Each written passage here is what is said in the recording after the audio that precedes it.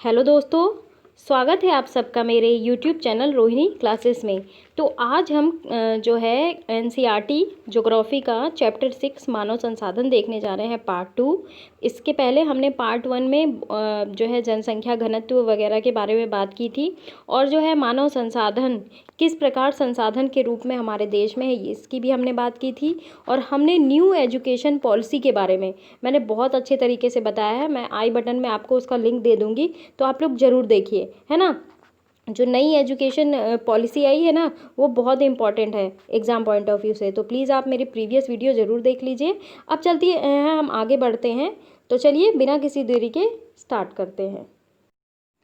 तो अब हम बात करेंगे जनसंख्या वितरण को प्रभावित करने वाले कारक, यानी कि ऐसे कौन कौन से कारक हैं जो जनसंख्या के वितरण को प्रभावित करते हैं। कौन से ऐसे क्षेत्र हैं जहाँ पे जनसंख्या ज़्यादा निवास करती है और किस क्षेत्र में जो है जनसंख्या विरल होती है। ठीक है, सबसे पहला कारक है भौगोलिक कारक, स्थलाकृति। देखिए, लोग जो है ना मैदानों में रहना पसंद करते हैं। क्यों? क्योंकि वहाँ पे खेती का काम भी होता है, विनिर्माण सेवा क्रियाएं भी होती हैं, है ना। अब देखिए, जैसे गंगा के मैदान में विश्व की सबसे अधिक जनसंख्या जो है वो बसती है, जबकि एंडीज, आल्प्स और हिमालय जैसे पर्वत जो है विरल रूप से वहाँ पे बसे हुए हैं। क्यों? क्योंकि वो पर्वत पठार है, उबड़ खाबड़ मैदान है वहाँ के, है ना। तो वहाँ पे निवास करना आसान नहीं है। दूसरी चीज़ है जलवायु। देखिए, लोग जो है ना सामान्य रूप से चरम जलवायु, जो कि अत्यधिक गर्म और अत्यधिक ठंडी, जैसे सहारा मरुस्थल हो गया, रूस के ध्रुवीय प्रदेश हो गया, कनाडा और अंटार्कटिका में रहने से बचते हैं। देखिए, इंसान तो न ज़्यादा गर्म टेम्परेचर बर्दाश्त कर सकता है और न बहुत ज़्यादा। जैसे कि आप सभी जानते हैं कि हमारे शरीर का टेम्परेचर कितना होता है, 37 डिग्री सेल्सियस। और बहुत ज़्यादा गर्म में हम क्षेत्र बर्दाश्त नहीं कर सकते हैं और बहुत ज़्यादा ठंडा भी नहीं बर्दाश्त कर सकते। इसलिए हमें नॉर्मल टेम्परेचर वाले जलवायु जो होती है वो वहाँ पे रहने लायक होती है। बात करेंगे अब मृदा की। अब देखिए, जहाँ पे उपजाऊ मृदा होगी, उपजाऊ मृदा वाली भूमि होगी, वहीं पे तो भारत के ज़्यादा लोग घने बसे होंगे, है ना। जैसे कि देख लीजिए, गंगा ब्रह्मपुत्र मैदान हो गया, चीन के हुआंग हो गया, है ना, चांगजियांग, मिस्र में नील नदी उपजाऊ मैदान है, और इसीलिए वहाँ पे घने बसे क्षेत्र हैं, क्योंकि वहाँ पे कृषि के लिए पानी भी मिल जाती है, उपजाऊ मिट्टी भी मिल जाती है, नदियों के साथ बहाव के साथ आती है ना। तो अगला इम्पॉर्टेंट कारक है जल। जल तो बहुत ही ज़रूरी है। ये लोग जो है ना उन क्षेत्रों में रहने को प्राथमिकता देते हैं जहाँ पे अलवणीय जल, मेरी बात ध्यान से सुनिएगा, अलवणीय जल जहाँ पे आसानी से उपलब्ध होता है। क्यों अलवणीय कहा गया है? क्योंकि लवणीय जल तो जो है पीने के यूज़ में नहीं आ सकता ना। हम अलवणीय, जिसमें मतलब जिसमें सॉल्ट नहीं रहता है, वही जल उपयोग करते हैं पीने के लिए।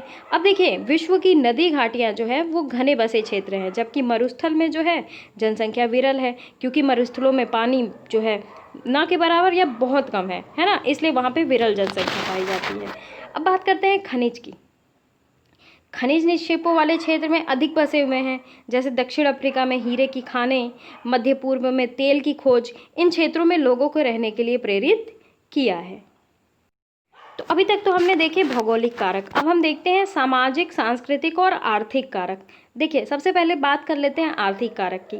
देखिए, औद्योगिक क्षेत्र रोजगार के अवसर प्रदान करते हैं। हम सभी को पता है कि अगर कहीं पे किसी स्थान पे इंडस्ट्री जो है स्टेबल होती है, स्थापित की जाती है, तो क्या पैदा करती है? रोजगार के अवसर पैदा करती है, और लोग जो है बड़ी संख्या में इन क्षेत्रों की ओर आकर्षित होते हैं, है ना। रोजगार मिलेगा तभी तो उनकी दिनचर्या चलेगी, जीवन यापन चलेगा, है ना। तो जापान के ओसाका और भारत में जो है मुंबई में 2 घने बसे क्षेत्र हैं ये। ठीक है, आर्थिक कारक देख लिया हमने। अब हम देखते हैं सांस्कृतिक कारक। अब देखिए, धर्म और सांस्कृतिक महत्ता वाले स्थान लोगों को आकर्षित करते हैं। अब जैसे देख लीजिए, हमारे देश का वाराणसी हो गया, यरूशलेम हो गया, वेटिकन सिटी, इसके कुछ उदाहरण हैं।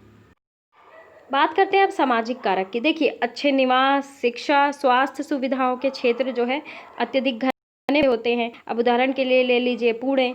ठीक है, जनसंख्या परिवर्तन अब हम देखते हैं। देखिए, जनसंख्या परिवर्तन से सीधा सीधा तात्पर्य है एक निश्चित अवधि के दौरान लोगों की संख्या में परिवर्तन। क्या है जनसंख्या परिवर्तन में का तात्पर्य? एक निश्चित अवधि के दौरान लोगों की संख्या में परिवर्तन, यानी कि या तो जनसंख्या वहाँ से घटेगी या बढ़ेगी। तो क्या होता है, विश्व की जनसंख्या स्थिर नहीं है। सभी को पता है स्थिर नहीं है और ये कई गुना बढ़ गई है। ठीक है, अब जैसे देख लीजिए हमारे यहाँ 2011 में जनगणना हुई थी। ठीक है, और जो है 121 करोड़ जनसंख्या निवास कर रही थी। अब होगी 2021 में जनगणना। अब आप देखिएगा जनसंख्या कितनी ज़्यादा बढ़ चुकी रहेगी, है ना। डेटा देख के हमें जो है तुलनात्मक अध्ययन कर पाएंगे कि कितनी जनसंख्या जो है वो बढ़ गई है। तो जनसंख्या एक जैसी तो कभी नहीं रहती है ना। अब ये कई गुना बढ़ गई है। ठीक है, क्यों ऐसा? वास्तव में जो है जन्म और मृत्यु की संख्या में परिवर्तन के कारण हुआ है। ठीक है, जन्म दर में बढ़ोतरी, मृत्यु दर में जो है घटोतरी, ये सब जो है जनसंख्या को अफेक्ट करती है। तो मानव इतिहास की लंबी अवधि में ना सन 1800 तक विश्व की जनसंख्या धीरे धीरे बढ़ी। तो देखिए बड़ी संख्या में बच्चे जन्म लेते थे लेकिन शीघ्र ही उनकी मृत्यु हो जाती थी। किसकी वजह से? Due to the absence of जो है स्वास्थ्य सुविधाएं। ठीक है, हेल्थ की सुविधाएं उपलब्ध नहीं हुआ करती थी। आज ना ऐसी टेक्नोलॉजी जो है उपलब्ध हो गई है, स्वास्थ्य सुविधाएं विकसित की गई हैं, लेकिन पहले ऐसा नहीं होता था। बच्चे जन्म तो लेते थे लेकिन शीघ्र ही उनकी मृत्यु हो जाती थी। और ऐसा था इसलिए क्योंकि उचित स्वास्थ्य सुविधाएं नहीं थी। सभी लोगों के लिए पर्याप्त भोजन उपलब्ध नहीं था। किसान सभी लोगों की भोजन की आवश्यकताओं को पूरा करने में, पर्याप्त उत्पादन करने में सक्षम नहीं थे। जाहिर सी बात है जब उनके पास मशीनरी की कमी रहेगी तो ज़्यादा उत्पादन तो होएगा नहीं। अब इसके परिणाम स्वरूप जनसंख्या में वृद्धि बहुत कम थी। अब 1804 की बात करते हैं। विश्व की जनसंख्या 1 अरब हो गई थी। 150 वर्षों बाद 1959 में विश्व की जनसंख्या 3 अरब पहुंच गई। इसे प्रायः जनसंख्या विस्फोट कहते हैं। ठीक है, अब आप ये देख लीजिए कि जनसंख्या जो है अरबों में बढ़ रही है तो जाहिर सी बात है इसे जनसंख्या विस्फोट ही कहेंगे ना। अब 1999 में 30 वर्ष की अवधि से कम में जनसंख्या जो है वो 2 गुनी यानी कि 6 अरब हो गई। अब इस वृद्धि का मुख्य कारण क्या था? खाद्य आपूर्ति और औषधियों के कारण मृत्यु दर का कम होना। तो ठीक है, तो जबकि जन्म दर जो है अभी भी बहुत अधिक रही, है ना। तो जन्मों को क्या है ना साधारण तौर पर जन्म दर में आंका जाता है। तो जन्म दर का मतलब क्या होता है? प्रति 1000 व्यक्तियों पर जीवित जन्मों की संख्या। क्या बोला मैंने? प्रति 1000 व्यक्तियों पर जीवित जन्मों की संख्या में मापा जाता है। मृत्यु को भी इसी प्रकार प्रति 1000 व्यक्तियों पर मृतकों की संख्या, ऐसे मृत्यु दर को मापा जाता है। अब देखिए यहाँ पे चित्रित भी किया गया है। देखिए 500 ईसा पूर्व में 100 मिलियन जनसंख्या, और अब देखिए यहाँ पे 1999 में देखिए कितनी जनसंख्या है? 6000 मिलियन।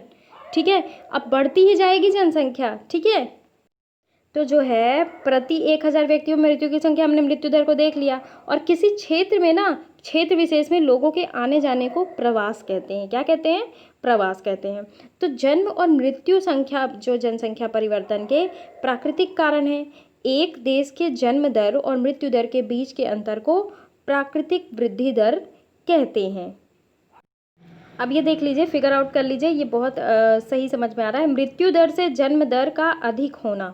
ये देखिए मृत्यु दर से जनसंख्या वृद्धि क्या है? मृत्यु दर से जन्म दर की संख्या अधिक होना, तो इससे जनसंख्या बढ़ेगी, है ना। अब जन्म दर मृत्यु दर समान रहेगी तो क्या होगा? जनसंख्या स्थिर रहेगी। ठीक है, लेकिन मृत्यु दर जब बढ़ेगी तो क्या होगा? जनसंख्या कम होगी, क्योंकि जन्म दर तो घट रही है ना, सॉरी जन्म दर घट रही है और मृत्यु दर बढ़ रही है, तो क्या हो रहा है? जनसंख्या में कमी हो रही है। ठीक है, आगे बढ़ते हैं। देखिए विश्व की ना क्या कहते हैं, जनसंख्या के बढ़ने के मुख्य कारण प्राकृतिक वृद्धि दर की जो है तीव्रता से बढ़ना है, ये भी एक कारण है। अब बात कर लेते हैं आप्रवास क्या है। तो देखिए आप्रवास ना, जब व्यक्ति नए देश में जाता है ना तो उसे आप्रवास कहते हैं, और उत्प्रवास जब व्यक्ति एक देश को छोड़ता है तो उसे कहते हैं उत्प्रवास। ये टर्म भी ध्यान रखिएगा। अब देखिए प्रवास का एक अन्य कारण भी है जिसमें जनसंख्या के आकार में परिवर्तन होता है। लोग एक देश में या फिर जो है देशों के बीच एक स्थान से दूसरे स्थान पर जा सकते हैं, और उत्प्रवासी वे लोग होते हैं जो देश को छोड़ते हैं। ठीक है, उत्प्रवासी क्या हो गए? कभी कभी ये टर्म भी पूछ लिया जाता है एग्जाम में। उत्प्रवासी का मतलब है जो देश को छोड़ते हैं, और अप्रवासी का मतलब है वे लोग होते हैं जो देश में आते हैं। क्या हुआ? उत्प्रवासी का मतलब जो लोग देश को छोड़ते हैं, और अप्रवासी का मतलब वे लोग होते हैं जो देश में आते हैं। अब देखिए, संयुक्त राज्य अमेरिका और ऑस्ट्रेलिया जैसे देशों में भीतरी प्रवास और अप्रवास द्वारा संख्या बढ़ी है। सूडान में क्या हुआ है? सूडान एक ऐसा उदाहरण है जिसमें लोगों के बाहर चले जाने यानी कि उत्प्रवास के कारण जनसंख्या में कमी का अनुभव किया गया है। तो देखिए, अंतर्राष्ट्रीय प्रवास जो है ना, इसकी जो है सामान्य प्रवृत्ति ये है कि लोग अच्छे आर्थिक अवसरों की खोज में कम विकसित राष्ट्रों से अधिक विकसित राष्ट्रों में चले जाते हैं। अब आप हमारे यहाँ देख लीजिए कि वेल ट्रेंड इंजीनियर्स, डॉक्टर्स क्यों अमेरिका जो है अमेरिका या फिर यूएई चले जाते हैं? विकसित देश हैं, है ना, वहाँ पे स्कोप्स ज़्यादा हैं, इसलिए चले जाते हैं। आपने हमारे देश में भी सुना होगा। तो देश के अंदर बड़ी संख्या में रोजगार, शिक्षा और स्वास्थ्य सुविधाओं की खोज में ग्रामीण क्षेत्रों से नगरीय क्षेत्र चले जाते हैं ग्रामीण लोग, है ना, इसी वजह से तो पलायन करते हैं। अब बात कर लेते हैं जनसंख्या परिवर्तन के प्रतिरूप के बारे में। तो देखिए, जनसंख्या वृद्धि की दर ना विश्व में अलग अलग है। हम सभी को पता है ये है कि विश्व की कुल जनसंख्या तीव्रता से बढ़ रही है, लेकिन सभी देशों में ये वृद्धि अनुभव नहीं की जा रही है, कुछ ही देशों में। ठीक है, जैसे आप ये मान के चलिए कि केन्या में जनसंख्या वृद्धि दर ऊंची है और उन देशों में जन्म दर और मृत्यु दर दोनों ही उच्च हैं। हाल ही में स्वास्थ्य सेवाओं में सुधार के साथ मृत्यु दर कम हो गई है, परंतु जन्म दर तो अभी भी अधिक है ना, जिससे वृद्धि दर बढ़ रही है। तो देखिए, अन्य देशों में जैसे मान लीजिए कि यूनाइटेड किंगडम हो गया, तो निम्न जन्म दर और मृत्यु दर के कारण जनसंख्या वृद्धि की दर मंद है। अब देखिए, जन्म दर भी निम्न है, मृत्यु दर भी निम्न है, दोनों बैलेंस्ड हैं, इसीलिए वहाँ की दर जो है वो मंद है। अब देखिए, आप विश्व के मानचित्र देख लीजिए, ये जो ब्लू कलर से लाइनिंग में दिख रहा होगा अफ्रीका का देश, तो ये जो है ये 3% या उससे अधिक उच्च, अति उच्च ये जो है वार्षिक दर है प्राकृतिक वृद्धि की। ठीक है, अब जो आपको ये ऑरेंज कलर के दिख रहे होंगे पोर्शन, है ना, ये साउथ अमेरिका के, कुछ पोर्शन जो है अफ्रीका के, है ना, कुछ पोर्शन यूरोप के, कुछ पोर्शन जो है एशिया के। ठीक है, तो ये जो है उच्च हैं। ठीक, अब इसके बाद आदर्श क्या है? 1 से जो है 1.9% के जो है ये सारे जो हैं ये आदर्श हैं। ठीक है, हमारे भारत में भी। ठीक, और 0 से नीचे है ह्रास, तो ये तो जो है ये देखिए वाइट वाइट पोर्शन दिख रहे होंगे, यहाँ बहुत ठंडक वाला एरिया है, इसलिए जो है यहाँ विरले ही प्राकृतिक वृद्धि दर है ना। अब देखिए, अब बात करते हैं जनसंख्या संगठन के बारे में। ठीक है, किसी देश की जनसंख्या कितनी भी अधिक हो, ठीक है, कितनी भी अधिक हो, उसका जो है उस देश के आर्थिक विकास दर से कोई अंतर नहीं पड़ता है। अब आप ये जान लीजिए कि हमारे भारत जो है जनसंख्या की दृष्टि से दूसरा बड़ा देश है। ठीक है, सबसे ज़्यादा चाइना में है, लेकिन क्या उनके जो है आर्थिक विकास के स्तर पे कोई प्रभाव पड़ रहा है? नहीं पड़ रहा। अब आप उदाहरण के लिए मान लीजिए बांग्लादेश और जापान अति घने बसे देश हैं। ठीक है, देश हैं, लेकिन जापान जो है बांग्लादेश से आर्थिक रूप से बहुत ज़्यादा विकसित है। जापान जो है विकसित देशों की श्रेणी में आता है, लेकिन बांग्लादेश जो है वो अभी विकासशील देश में आता है ना। तो जो है लोग मैटर नहीं करते। ठीक है, और एक संसाधन के रूप में ना लोगों की भूमिका को समझने के लिए हमें उनके गुणों के बारे में जानने की आवश्यकता होगी, है ना। लोग अपनी आयु, लिंग, साक्षरता स्तर, स्वास्थ्य दशाओं, व्यवसाय और आय के स्तर पर एक दूसरे से भिन्न होते हैं। सभी को पता है, लोगों को जो है इन विशेषताओं के बारे में जानना आवश्यक है। तो जनसंख्या संगठन जो है जनसंख्या की संरचना को दर्शाता है।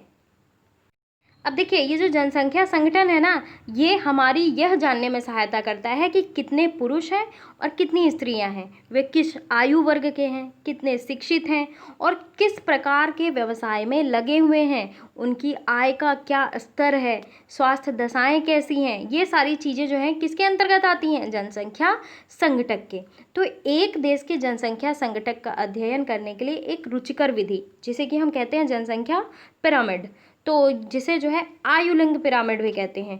अब देखिए, एक जनसंख्या का पिरामिड दर्शाता है कुल जनसंख्या विभिन्न आयु वर्गों में विभाजित है। उदाहरण के लिए मान लीजिए 5 से 9 वर्ष, 10 से 14 वर्ष। कुल जनसंख्या का प्रतिशत इन वर्गों में से प्रत्येक वर्ग में पुरुष और स्त्रियां उप विभाजित हैं। ठीक है, तो जनसंख्या का ये जो पिरामिड है ना, एक विशिष्ट देश में रहने वाले लोगों की कहानी बताता है। ठीक, अब देखिए, अब ये एक जो है जनसंख्या का पिरामिड है, इधर प्रतिशत दिया हुआ है, इधर आयु वर्ग के लोग, ठीक है। यहाँ पे देखिए 60 से 64 वर्ष के पुरुष और आयु, ठीक है। और यहाँ देखिए ये जो ब्लू लाइन से किया गया है, ये जो है 15 से 19 और 10 से 14 के बीच में है ना, तो यहाँ वर्ष की आयु, ठीक है। इनका प्रतिशत कितना है ये भी देख लेते हैं, ठीक है। तो आप देख पा रहे होंगे इधर पुरुष है, ठीक, और इधर महिला, ये लाइन कहाँ से गई है, तो इनका प्रतिशत जो है वो 60% है ना, और इधर जो है ये 60% से थोड़ा ऊपर। तो पिरामिड जो है इस प्रकार देखा जाता है। देखिए ये त्रिभुजाकार प्रतीत होने वाला आरेख क्या है, तो ये पिरामिड है, ठीक, ये जनसंख्या का पिरामिड है। अच्छा, ये जो जनसंख्या पिरामिड है ना, एक देश में आश्रित लोगों की संख्या भी बताता है। अब देखिए युवा आश्रित लोग 15% से कम आयु के, और वृद्ध आश्रित लोग जो है 65 वर्ष से अधिक आयु के आश्रित आयु जनसंख्या के अंतर्गत आते हैं। और कार्यरत आयु वर्ग 15 से 65 के लोगों को आर्थिक रूप से सक्रिय वर्ग में रखा गया है, ठीक है। अब देखिए एक देश का जनसंख्या पिरामिड ना, जिसमें जन्म दर और मृत्यु दर दोनों ही ऊंचे हैं, आधार पर चौड़ा है, ठीक है। कहाँ चौड़ा है, आधार पर चौड़ा है, और ऊपर जो है तीव्रता से सकरा हो जाता है। ऐसा इसलिए है कि बहुत से बच्चे जन्म तो लेते हैं, लेकिन उनमें से अधिकतर जो है मृत्यु उनकी शैशव काल में हो जाती है, यानी कि बचपन में ही, ठीक है। तो कुछ ही बड़े हो पाते हैं, और इसीलिए वहाँ वृद्धि लोगों की कम हो पाती है। अब केन्या का पिरामिड देखिए आप, ये जैसे जैसे ऊपर जाता गया है पिरामिड, ये एकदम पतला होता गया है, ये देखिए, है ना, क्या होता गया है, पतला होता गया है। तो जैसे जैसे जो है उम्र बढ़ती जा रही है, पिरामिड देखिए छोटा होता जा रहा है, सकरा होता जा रहा है ना। तो क्या होता है, सकरा इसलिए होता जाता है कि बच्चे तो बहुत जन्म ले रहे हैं, देख पा रहे होंगे आप 10%, ठीक है, लेकिन क्या होती है, उनकी मृत्यु हो जाती है शैशव काल में ही, ठीक है। तो ये पिरामिड जो है ये चीज़ शो कर रहा है। अब देखिए जिन देशों में मृत्यु दर विशेष रूप से छोटे बच्चों में, ठीक है, कम हो रही है, युवा आयु वर्ग का पिरामिड चौड़ा है, ठीक, देखिए चौड़ा है ना, चौड़ा है, ठीक। भारत का पिरामिड है ये, क्योंकि शिशु जो है ना प्रौढ़ावस्था तक जीवित रहते हैं, ठीक। यह भारत के पिरामिड में दृष्टिगोचर होता है। अब आप देख पा रहे होंगे कि ये जो पिरामिड है हमारा चौड़ा है युवा वर्ग का, ठीक। और जो है क्या होता है, इस प्रकार जनसंख्या में युवा सापेक्षता अधिक होते हैं। इसका अर्थ ये हुआ कि मजबूत और वर्धमान बढ़ती हुई श्रम शक्ति से है। अब देखिए, अब थोड़ा जापान के पिरामिड के भी बारे में बात कर लेते हैं। अब ये देखिए पिरामिड फ्लक्चुएट होता हुआ है ना। तो ये जो है देखिए जापान जैसे देश के आधार जो है पर पिरामिड सकरा है, देखिए आधार पे सकरा है, नीचे सबसे नीचे जो है वो सकरा है, फिर चौड़ा हो रहा है, ठीक है। तो क्या है ये, घटी मृत्यु दर के कारण अधिक लोग वृद्ध आयु में पहुंच जाते हैं, ठीक है। क्या होता है, जापान जैसे देश में आधार जो है वो सकरा हुआ है ना, और लेकिन जो है घटी मृत्यु दर के कारण, क्योंकि वहाँ पे टेक्नोलॉजी डेवलप, स्वास्थ्य सुविधाएं अच्छी हैं, तो मृत्यु दर जो है बहुत कम है ना, इसीलिए अधिक लोग जो है वृद्ध आयु तक पहुँच जाते हैं। अब आप ये देखिए कि यहाँ जो है 65 से जो है 69 और 60 से जो है 61, ये उम्र के देखो कितने लोग बढ़े हैं, ठीक है। तो ये डेटा है।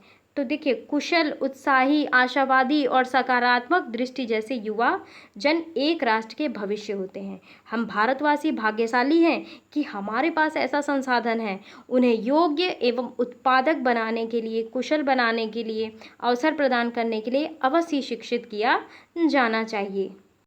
अब देखिए इस चैप्टर का क्वेश्चन लगा लेते हैं। सबसे पहला क्वेश्चन है, लोगों को एक संसाधन क्यों समझा जाता है? तो इसका क्वेश्चन आई होप सभी लोग दे देंगे। देखिए लोगों को संसाधन इसलिए माना जाता है क्योंकि मानव जो है ना अपनी आवश्यकताओं और योग्यताओं द्वारा प्रकृति में उपलब्ध वस्तुओं को संसाधन में परिवर्तित करता है। हम जो सारे संसाधन देखते हैं तो वो कौन बताता है हमें, कौन परिवर्तित करता है? एक मानव ही तो बताता है ना। इसलिए जो है लोगों को एक संसाधन के रूप में समझा जाता है। अगला क्वेश्चन है, विश्व में जनसंख्या के असमान वितरण का क्या कारण है? देखिए इसके 4 प्रमुख कारण हैं। पहला भौगोलिक कारण हम देख चुके हैं अच्छे तरीके से, इसमें जो है स्थलाकृति आती है, जलवायु, मृदा, जल, खनिज शामिल हैं जो कि जनसंख्या के वितरण को प्रभावित करते हैं। दूसरा कारण है आर्थिक कारण। देखिए, औद्योगिक क्षेत्र रोजगार के अवसर प्रदान करते हैं, तो बड़ी संख्या में लोग कहाँ निवास करेंगे? जहाँ पे औद्योगिक क्षेत्र होंगे। तीसरी चीज जो है सांस्कृतिक कारक, तो धर्म और सांस्कृतिक महत्ता वाले स्थान पे लोग जो है ज़्यादा आकर्षित होते हैं और वहीं पे ज़्यादा निवास करते हैं, है ना। चौथी चीज़ क्या है? सामाजिक कारक, अच्छे आवास की सुविधा, शिक्षा की व्यवस्था, है ना, स्वास्थ्य सुविधाएं जहाँ पे उपलब्ध रहती हैं वहीं पे लोग जो है ज़्यादा आकर्षित होते हैं। अगला क्वेश्चन है, विश्व की जनसंख्या अत्यंत तीव्रता से बढ़ रही है, क्यों? इसके बहुत सारे कारण हैं। सबसे पहला कारण ये है कि स्वास्थ्य सुविधाएं डेवलप होने के कारण ना मृत्यु दर में कमी आ गई है। दूसरा कारण है खाद्य आपूर्ति में सुधार हो गया है। तीसरी कारण ये है कि स्वास्थ्य सेवाओं का विस्तार हो गया है। चौथा कारण ये है प्राकृतिक वृद्धि दर हो गई है। और पांचवा सबसे बड़ा कारण है प्रवास। ठीक है, अगला क्वेश्चन देखते हैं, जनसंख्या परिवर्तन को प्रभावित करने वाले किन्हीं दो कारकों की भूमिका का वर्णन करें। तो पहली भूमिका है जन्म दर, जिसे प्रति 1000 व्यक्ति पर जो है एक वर्ष में जीवित जो है जन्म लेने वाले बच्चों की संख्या के रूप में मापा जाता है। और दूसरा है मृत्यु दर, ठीक है, जिसे प्रति 1000 पर एक वर्ष में मरने वाले व्यक्तियों की संख्या के रूप में मापा जाता है। अब बात करेंगे जनसंख्या संगठन क्या है। तो हम अब देख चुके हैं, जनसंख्या संगठन जो है वो किसी देश की जनसंख्या विन्यास और या फिर संरचना है जिसमें हम आसानी से उस देश की जनसंख्या के विभिन्न घटकों का अध्ययन करते हैं। जैसे कि क्या हुआ, आयु, लिंग, अनुपात, साक्षरता दर, स्वास्थ्य दशाएं, व्यवसाय, आय व्यय, ये सब चीज़ें जो हम जानते हैं ना, वो एक जनसंख्या संगठन के द्वारा ही तो जानते हैं। और जनसंख्या पिरामिड के माध्यम से ये हमें चीज़ें पता चलती हैं। ठीक है, अगला क्वेश्चन देखेंगे, जनसंख्या पिरामिड क्या है और ये किसी देश की जनसंख्या को समझने में किस प्रकार मदद करती है। अब देखिए, ये जो पिरामिड है ना, ये एक सांख्यिकीय जो है प्रतिरूप है, प्रदर्शित करती है। तो ये जो है जनसंख्या संगठन के अध्ययन करने में सहायक है।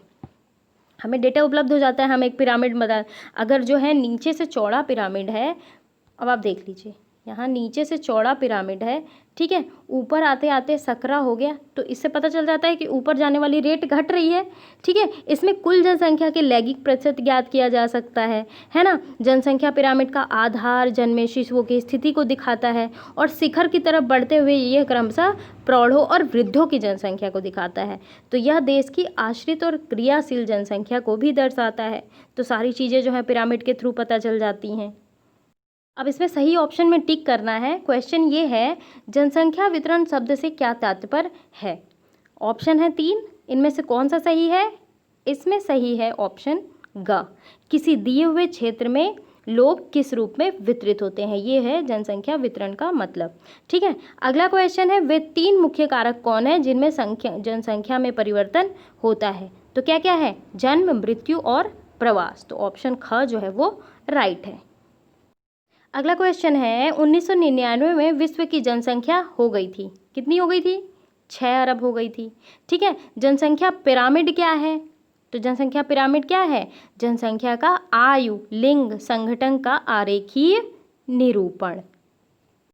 अब देखिए, इन शब्दों का प्रयोग करके जो है फिलिंग द ब्लैंक्स भरना है। तो चलिए देखते हैं, जब लोग किसी क्षेत्र की ओर आकर्षित होते हैं तब यह घना, ध्यान रखेंगे यहाँ होगा, घना बसा हुआ बन जाता है। इसे प्रभावित करने वाले कारकों के अंतर्गत अनुकूल जलवायु और प्राकृतिक संसाधनों को ध्यान रखेंगे। यहाँ पे अनुकूल होगा और यहाँ पे प्राकृतिक संसाधनों की आपूर्ति और उर्वर जमीन आते हैं, तो ध्यान रखेंगे। ठीक है, तो यही समाप्त होता है ये वीडियो। और कैसा लगा मेरा ये वीडियो ज़रूर आप कमेंट बॉक्स में मुझे बताएं। गाइज, आप बिल्कुल भी वीडियोस देख नहीं रहे हो, शेयर नहीं कर रहे हो, लाइक नहीं कर रहे हो, क्या है ये सब, ऐसे कैसे चलेगा। हाँ, आपको रोज़ वीडियोस मिल रही हैं तो आप लाइक तो कर ही सकते हो, है ना। तो लाइक करिए और शेयर करिए वीडियो को और बेल आइकन ज़रूर प्रेस कर लीजिए। Thank you very much.